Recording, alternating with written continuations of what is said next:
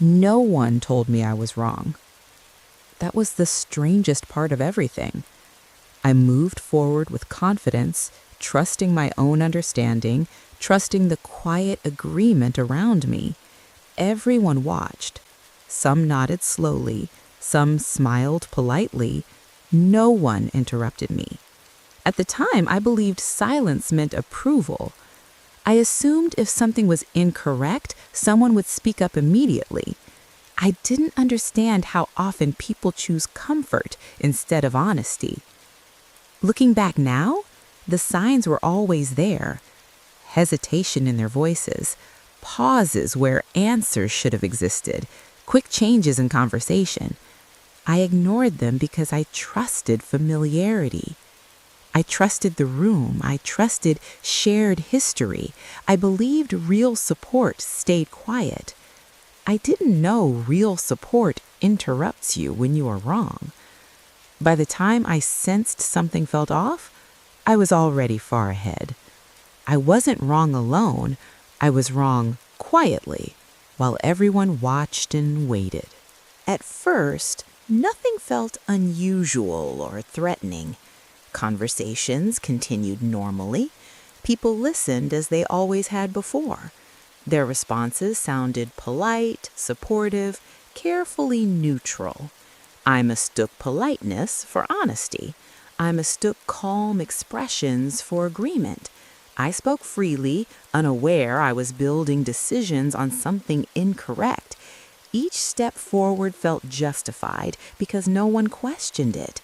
That is how being wrong becomes dangerous, not through ignorance, but through unchecked belief. I trusted the silence too much. I never considered silence could be intentional. Speaking up would have required effort and discomfort. It would have required explanations no one wanted to give, so people stayed quiet. They watched me continue forward, and I continued believing everything was fine. The mistake grew slowly, protected by nods and vague reassurance. I was not misled by words. I was misled by what was never said. The realization arrived gradually, not suddenly. There was no shock, only confusion. I began noticing looks that lingered too long. Reactions arrived slightly late. Conversations ended without resolution. I felt one step behind something everyone else understood. I questioned myself quietly, without confidence. Was I missing something obvious? Had I misunderstood an important detail? I searched for reassurance and found careful answers. No one said I was wrong. No one said I was right either. That space between clarity and confusion became exhausting. Uncertainty feels heavier when honesty is missing, especially when honesty would have been simple. The silence around me pressed harder than disagreement ever could. I was not arguing with anyone. I was waiting, and waiting slowly transformed into its own answer. That realization stayed with me longer than the mistake itself. When the truth finally surfaced, it did not shock anyone except me. That realization hurt more than being wrong. I saw it in their reactions immediately, in how quickly they adjusted their tone, and how familiar the truth seemed to them. They had known, some for a long time. They watched me move forward confident and unaware. I replayed old conversations in my mind. I noticed moments where someone could have spoken, moments where everything could have changed. Instead, they stayed quiet, not because they were cruel, because it was convenient. Correcting me would have required effort. It would have meant uncomfortable conversations. It would have meant admitting they waited too long. So they allowed it to continue. And when clarity finally arrived, I carried the weight alone. That silence revealed more than words ever could. I did not feel anger at first. I felt embarrassment instead, a quiet heavy embarrassment that settled slowly. I questioned my own judgment repeatedly. I wondered how long I had been wrong without noticing. I wondered how long people had watched me move confidently in the wrong direction. The hardest part was not fixing the mistake itself.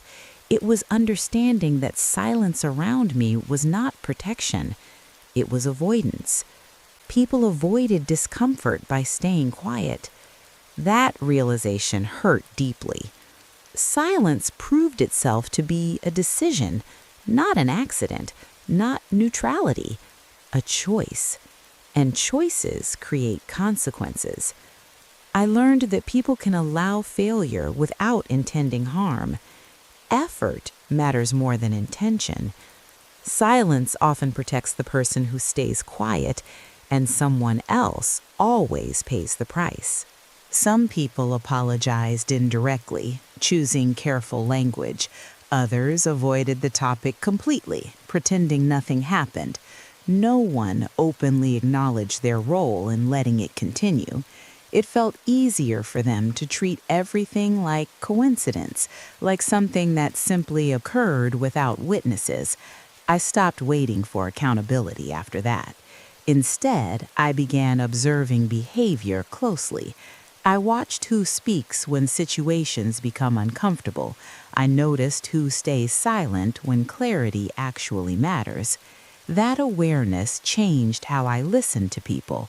Silence no longer felt harmless, it felt intentional. And intention changes interpretation. I realized some people never lie, but they never help either. They allow situations to unfold without resistance. That choice can be just as damaging. From that moment forward, I stopped excusing silence. I stopped calling it neutrality. I learned to recognize silence as a decision to stay comfortable. I did not leave the experience feeling empowered or inspired. There was no dramatic transformation. Instead, I became cautious. I stopped assuming agreement when people stayed quiet.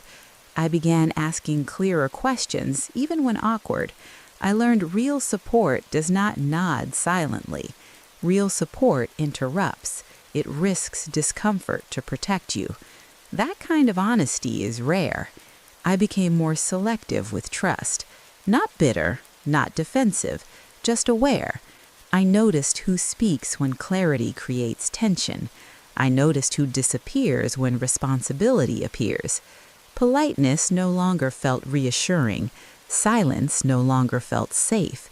Awareness did not make relationships easier, it made them clearer, and clarity became more valuable than approval or comfort. The experience reshaped how I listened to people afterward. I began noticing patterns I once ignored completely. Who avoids conflict at all costs? Who values clarity even when tension follows? Who chooses ease instead of truth? I stopped mistaking silence for loyalty. I realized people can watch you fail without intervening, not because they want harm, but because effort is inconvenient. That realization stayed with me longer than the mistake itself. I became more attentive to hesitation, more aware of vague responses, more sensitive to conversations ending too quickly. Silence stopped feeling empty. It started feeling full of meaning. I did not become suspicious of everyone. I became observant. Support gained a sound. It asked questions. It challenged assumptions. And when that sound was missing, I listened carefully. What stayed with me was not the mistake itself. It was the quiet audience surrounding it. People who observed without participating, who noticed without correcting, who stayed comfortable while I stayed wrong. That image followed me into later conversations. I became slower to trust silence, more attentive to hesitation, more aware of absence. I learned people often reveal themselves through what they avoid, through moments they choose not to act. Good intentions stopped feeling sufficient. Clear communication became more valuable. Silence no longer felt calming. It felt incomplete. I learned clarity requires courage. Not everyone is willing to risk discomfort. That understanding did not create anger, it created caution, and caution reshaped how I listened, trusted, and responded. Looking back, being wrong was not the most painful part. Being allowed to stay wrong was. Silence did not protect me. It delayed clarity. That delay created consequences greater than the mistake itself. I learned truth does not always need enemies to fail. Sometimes it only needs comfort to survive. People choose what is easy more often than what is right. That choice usually happens quietly, without explanation, without accountability. That lesson stayed with me. It changed how I measure honesty. It changed how I recognize betrayal before words appear. Silence taught me more than confrontation ever could. It showed me how responsibility is avoided without lying, how damage happens without intention, and how important it is to speak when something feels wrong, even when no one else does.